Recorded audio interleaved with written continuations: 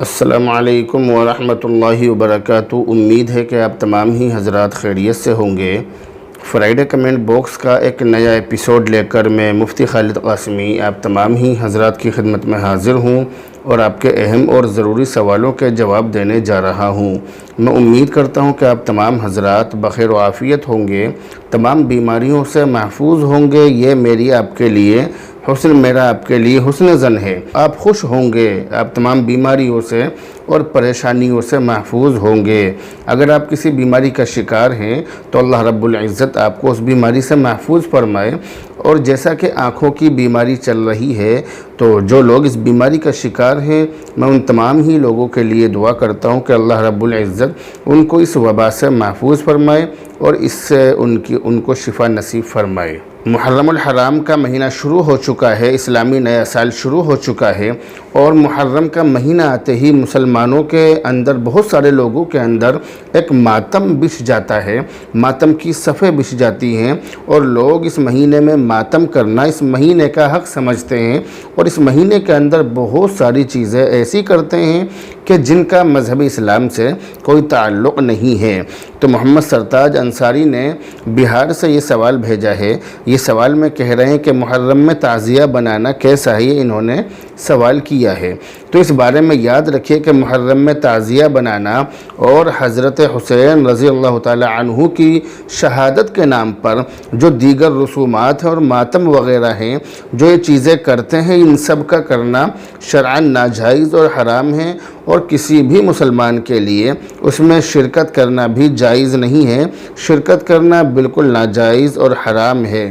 تعزیے کے ساتھ جو معاملات کیے جاتے ہیں ان کا معصیت، بدعت، بلکہ بعض کا کفر اور شرک کے قریب ہونا یہ ظاہر ہے، اس لیے اس کے ناجائز ہونے میں کوئی شک نہیں ہے۔ اور یہ بات بھی سمجھ لیجئے کہ کسی بھی معصیت اور گناہ کی مدد کرنا بھی گناہ ہے، اس لیے اس طرح کے کاموں میں چندہ دینا یا اس طرح کے کاموں میں شرکت کرنا یہ بھی گناہ ہے اور یہ بھی حرام ہے اور ناجائز ہے۔ قرآن کریم کے اندر صاف طور سے لکھا ہے وَلَا تَعَاوَنُوا عَلَى الْإِثْمِ وَالْعُدْوَانِ، کہ گناہ کے کام میں اور سرکشی کے کام میں آپ کسی کی مدد نہ کریں۔ تو یہ جو کام ہے یہ تمام کام ناجائز ہیں، حرام ہیں، یہ تمام کام گناہ ہیں، اس لیے ان تمام کاموں سے بچنے کی اور پرہیز کرنے کی آپ کو کوشش کرنی چاہیے، اور آپ کو بچنا پڑے گا اور پرہیز بھی کرنا پڑے گا، ورنہ ان کاموں کو کرنے والے تو گناہگار ہے ہی، جو ان کاموں میں مدد کر رہے ہیں وہ بھی گناہگار ہیں۔ جبکہ فتاوی رحیمیہ کے اندر صاف طور سے لکھا ہے کہ تعزیہ بنانا ناجائز ہونا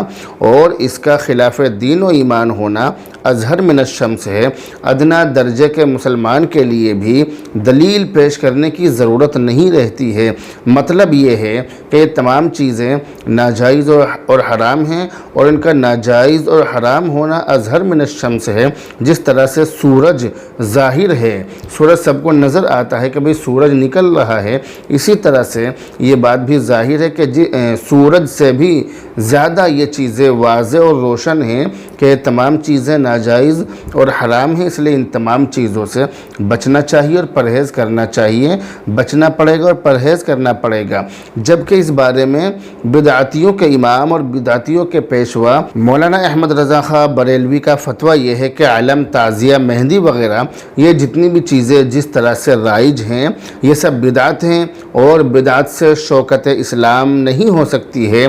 تعزیہ کو حاجت روا سمجھنا، یعنی ذریعہ حاجت روائی سمجھنا، یہ چیز تو جہالت پر جہالت ہے، یہ چیز نادانی ہے، اور اس سے منت ماننا حماقت اور نہ کرنے والوں کو باعث نقصان خیال کرنا یہ زنانہ وہم ہے۔ مسلمانوں کو ایسی حرکتوں سے بچنا چاہیے۔ جبکہ ایک جگہ پر مولوی احمد رضا خاں بریلوی یہ لکھتے ہیں کہ محرم شریف میں مرثیہ خوانی میں شرکت کرنا ناجائز ہے، جبکہ مولوی محمد عرفان صاحب رضوی جو رضا خوانی ہیں ان کا فتویٰ یہ ہے کہ تعزیہ بنانا، اس پر پھول چڑھانا وغیرہ وغیرہ یہ تمام چیزیں ناجائز اور حرام ہیں۔ تو خلاصہ یہ نکلا کہ تعزیہ بنانا یا تعزیہ بنانے میں شرکت کرنا یا اس میں چندہ دینا یا اس میں کسی بھی طرح کی مدد کرنا یا اس میں شریک ہونا، یہ تمام چیزیں بالکل غلط ہیں، ناجائز اور حرام ہیں۔ اور اگر آپ چاہیں تو ان کو جو شیعہ حضرات ہیں ان کی کتابوں کے اندر بھی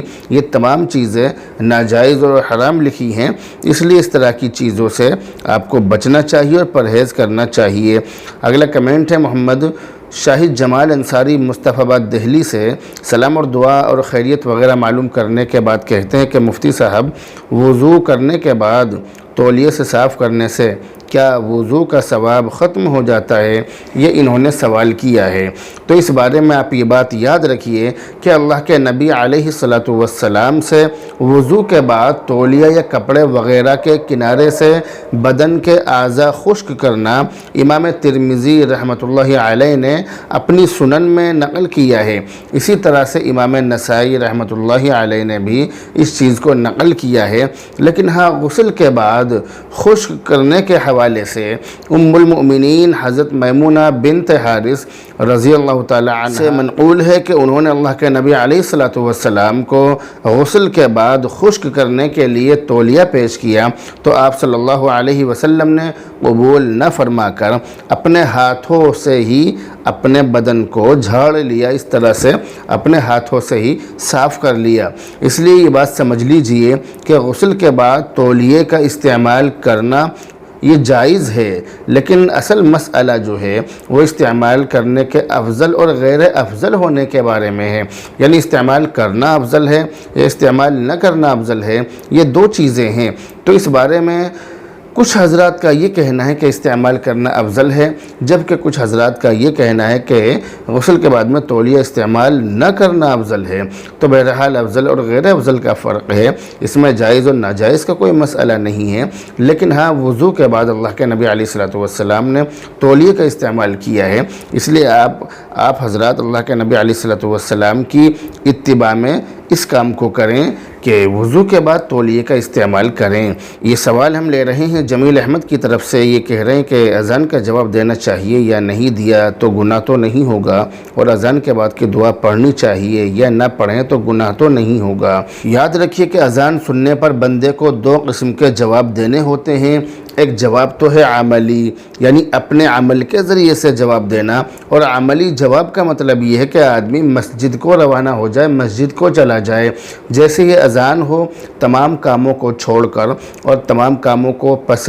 پشت ڈال کر آدمی اللہ کے گھر کی طرف روانہ ہو جائے، مسجد کی طرف روانہ ہو جائے اور وہاں جا کر نماز وغیرہ کی تیاری کرے۔ تو ایک تو یہ ہے اذان کا جواب، عملی جواب۔ دوسرا اذان کا جواب ہے قولی جواب، اور قولی جواب کا مطلب یہ ہے کہ اذان کے کلمات دہرائے، جو اذان کے کلمات ہیں، جو اذان کی جو الفاظ ہیں، جو مؤذن اذان پڑھ رہا ہے اس کے جو کلمات ہیں ان کو دہرائے، اور یہ مستحب ہے۔ تو اذان کا عملی جواب یہ واجب ہے، اور اذان کا جو قولی جواب ہے یہ مستحب ہے۔ اسی کے ساتھ ساتھ یہ بات بھی یاد رکھیں کہ جمعے کی دوسری اذان کا جواب، جب جمعے کی اذان ہوتی ہے جو خطبے کے لیے اذان ہوتی ہے، اس اذان کا جواب زبان سے نہیں دیا جائے گا، زبان سے دینے کی ضرورت نہیں ہے۔ اسی طرح سے اگر کوئی شخص مسجد کے اندر موجود ہے اور کسی دوسری مسجد میں اذان ہو رہی ہے تو ایسی صورت میں اس آدمی کو اذان کا جواب دینے کی ضرورت نہیں ہے۔ وہ ایک اذان کا جواب دے چکا ہے، جس مسجد کے اندر وہ موجود ہے اس مسجد کی اذان جو ہوئی تھی اس نے اس کا جواب دے دیا، بس یہی کافی ہے۔ اس میں یہ ضروری نہیں ہے کہ آپ ہر مسجد کی اذان کا جواب دیں، ایسا ضروری نہیں ہے۔ جب آپ ایک اذان کا جواب دے چکے تو یہی آپ کے لیے کافی ہے۔ پہلی اذان کا جواب دینا چاہیے، باقی بعد کی جو اذانیں ہیں ان کا جواب دینے کی کوئی ضرورت نہیں ہے۔ اسی طرح سے اذان کے بعد کی دعا کے بارے میں یہ بات سمجھ لیجئے کہ جب اذان ختم ہو جائے تو درود شریف پڑھ کر یہ دعا پڑھنی چاہیے، اللہم رب ھذہ الدعوۃ التامہ والصلاۃ القائمہ آت محمدا الوسیلۃ والفضیلہ وابعثہ مقاما محمودا الذی وعدتہ انک لا تخلف المیعاد۔ اس دعا کا ترجمہ یہ ہے، اے اللہ، اس پوری پکار کے رب اور قائم ہونے والی نماز کے رب، محمد کو وسیلہ عطا فرما۔ وسیلہ جنت کا ایک درجہ ہے، تو محمد کو وسیلہ عطا فرما اور ان کو فضیلت عطا فرما اور ان کو مقام محمود پر پہنچا جس کا تو نے ان سے وعدہ فرمایا ہے۔ بے شک تو وعدہ خلافی نہیں کرتا ہے۔ اذان کے بعد کی جو یہ دعا ہے یہ اتنی زیادہ بابرکت ہے کہ اس دعا کے پڑھ لینے سے اللہ کے نبی علیہ الصلوۃ والسلام کی شفاعت انسان کو یعنی پڑھنے والے کو حاصل ہوگی۔ جو شخص یہ دعا پڑھے گا اللہ کے نبی علیہ الصلوۃ والسلام قیامت کے دن اس کی شفاعت فرمائیں گے، اس کی سفارش فرمائیں گے۔ تو یہ بہت بابرکت دعا ہے، اس لیے اس دعا کو پڑھ لینی چاہیے۔ لیکن اگر کسی نے یہ دعا نہیں پڑھی تو وہ گناہ گار نہیں ہوگا۔ یہ سوال ہم لے رہے ہیں محمد ارشاد کی طرف سے۔ سلام اور دعا کے بعد کہتے ہیں کہ مفتی صاحب اگر کسی شخص کے اوپر چھپکلی گر جائے تو کیا اس کے کپڑے ناپاک ہو جاتے ہیں یا نہیں، اور نماز پڑھنے کے لیے غسل کرنا پڑے گا یا نہیں؟ اس بارے میں یہ بات یاد رکھیے کہ اگر کسی کے بدن پر چھپکلی گر جائے اور چھپکلی پر بظاہر کوئی ناپاکی لگی ہوئی نہ ہو تو کپڑے اور بدن کا دھونا یہ ضروری نہیں ہے، لیکن چونکہ اس کی وجہ سے طبیعت میں کراہت پیدا ہوتی ہے، اس لیے اگر وہ اپنے بدن کو یا جس جگہ پر بھی چھپکلی گری ہے یا جہاں پر بھی چلی ہے اگر اس جگہ کو دھو لے تو یہ اچھی بات ہے۔ لیکن اس کے بارے میں عوام کے اندر ایک بات اور مشہور ہے کہ اگر کسی کے بدن پر چھپکلی گر جائے یا چل جائے تو اس آدمی کو سونے کے برتن میں پانی ڈال کر اس پانی سے اپنے بدن کو یا اس کپڑے کو دھونا چاہیے، ورنہ اس کو پریشانی ہوگی اور بھی بہت ساری باتیں کہ یہ ہو جائے گا وہ ہو جائے گا۔ تو اس کے بارے میں اصل مسئلہ کیا ہے، شریعت کیا کہتی ہے، وہ سمجھنا آپ کے لیے ضروری ہے۔ تو یہ سمجھ لیجئے کہ سونے کا جو برتن ہوتا ہے اس میں ڈلے ہوئے پانی سے یعنی اس کے اندر موجود پانی سے چھپکلی جس جگہ پر گری ہے، بدن پر جس جگہ پر چلی ہے، اس حصے کو دھونا، اس بارے میں شریعت کے اندر اور حدیثوں کے اندر یا قرآن کریم کے اندر کہیں بھی کوئی صراحت موجود نہیں ہے، کوئی بات موجود نہیں ہے۔ مگر یہ بات بھی سمجھ لیجئے کہ اگر یہ چیز طبی اعتبار سے ہو، ڈاکٹری اعتبار سے ہو اور ڈاکٹر یا حکیم حضرات اس بات کو بتلائیں کہ بدن کے جس حصے پر چھپکلی چلی ہو یا گری ہو تو بدن کے اس حصے کو سونے کے برتن کے پانی سے دھونا چاہیے، اگر ڈاکٹر حضرات اس بات کو بتلائیں تو یہ الگ بات ہے۔ لیکن ہماری معلومات کے مطابق طبی نقطۂ نظر سے بھی ایسا کچھ نہیں ہے۔ ہم نے تو کہیں آج تک نہ سنا ہے، نہ کسی ڈاکٹر سے سنا ہے، نہ کسی ڈاکٹری کتاب میں یا ویسے کہیں بھی ہم نے نہیں پڑھا۔ تو یہ تو ایک نئی بات ہے جو عوام کے اندر مشہور ہے اور عوام کے اندر پھیلی ہوئی ہے، اس لیے اس طرح کی باتوں کے چکر میں نہیں پڑنا چاہیے اور اس طرح کی باتوں کو بڑھاوا بھی نہیں دینا چاہیے۔ یہ سوال ہم لے رہے ہیں عبد الرحمن صاحب مہاراشٹرا کی طرف سے، کہہ رہے ہیں کہ مفتی صاحب کم سے کم کتنا مہر باندھا جاتا ہے، اس کی وضاحت فرما دیں۔ یاد رکھیے کہ مہر کی کم سے کم مقدار 10 درہم کے بقدر چاندی یا اس کی قیمت ہے، اور 10 درہم کا وزن 2 تولہ 7.5 ماشا ہے، اور موجودہ وزن کے مطابق اس کی مقدار 30 گرام 18 ملی گرام چاندی ہوتی ہے۔ اور مہر کی زیادہ سے زیادہ مقدار کی شریعت میں کوئی حد نہیں ہے، زیادہ سے زیادہ کوئی مقدار نہیں ہے، زیادہ سے زیادہ کوئی حد نہیں ہے، کوئی چیز متعین نہیں ہے۔ جس چیز پر بھی دونوں فریق راضی ہو جائیں بس وہی مہر باندھ لیں، مگر اس میں زیادہ مبالغہ نہ ہو، دکھلاوا نہ ہو، ایک دوسرے کو نیچا دکھانا نہ ہو۔ جو چیز آپسی مشورے سے طے ہو جائے بس وہی چیز باندھ لی جائے۔ اس میں لڑکے کی حیثیت دیکھی جائے گی اور لڑکا یعنی کیا کام کرتا ہے، کتنی اس کی مالی حیثیت ہے، اسی کے مطابق مہر باندھا جائے گا۔ اب ہمارے یہاں پر اس بارے میں بہت ساری غلط فہمیاں ہیں، بہت ساری غلطیاں ہیں۔ لوگ کیا کرتے ہیں کہ مہر بہت زیادہ باندھ دیتے ہیں، اپنی عزت کو بڑھانے کے لیے وقتی طور پر اپنی ناک کی خاطر بہت زیادہ مہر باندھ دیتے ہیں، اور ذہنوں کے اندر دلوں کے اندر یہ بات ہوتی ہے کہ ہمیں مہر تو دینا ہی نہیں ہے تو چاہے کتنا ہی باندھ لو، جبکہ اللہ کے نبی علیہ الصلوۃ والسلام حدیث کے اندر یہ ارشاد فرما رہے ہیں کہ اگر کسی نے نکاح کیا اور اس نے مہر باندھا اور اس کی نیت مہر ادا کرنے کی نہ ہو اور اسی حالت میں اس کا انتقال ہو گیا تو وہ شخص قیامت کے دن زانی کی شکل میں اٹھایا جائے گا۔ جو انجام زانیوں کا ہوگا، جو انجام حرام کاری کرنے والوں کا ہوگا، وہی انجام اس آدمی کا بھی ہوگا۔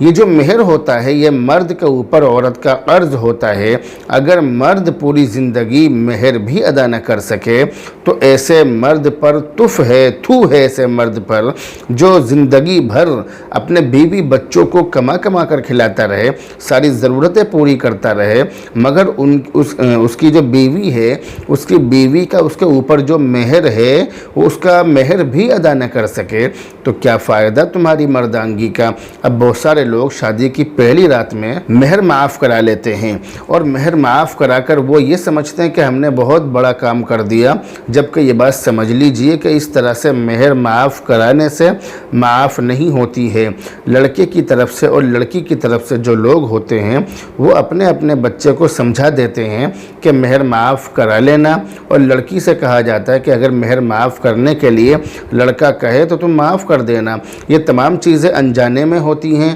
لڑکے کو بھی پتہ نہیں ہوتا، لڑکی کو بھی پتہ نہیں ہوتا، اور اسی طرح سے ان کے اوپر دباؤ بھی ہوتا ہے۔ بہت ساری باتیں ہوتی ہیں جس کی وجہ سے تمام چیزیں، یہ تمام مسائل کھڑے ہوتے ہیں۔ اس لیے اس بات کا دھیان رکھا جائے کہ مہر معاف نہیں کرانی چاہیے، بلکہ مہر وہ چیز ہے کہ جو ادا کرنی چاہیے اور ادا کرنی پڑے گی۔ مجھے امید ہے کہ تمام ہی باتیں آپ کی سمجھ میں بہت اچھی طرح سے آ گئی ہوں گی، اور یہ بھی سمجھ لیجئے کہ مہر کو قسطوں میں دینا بھی جائز ہے۔ اگر کسی کے پاس میں اتنی گنجائش نہیں ہے کہ وہ مہر ایک مرتبہ میں ادا کر دے تو وہ چاہے تو قسطوں میں بھی ادا کر سکتا ہے۔ جب بھی اپنی بیوی کو مہر کے پیسے دے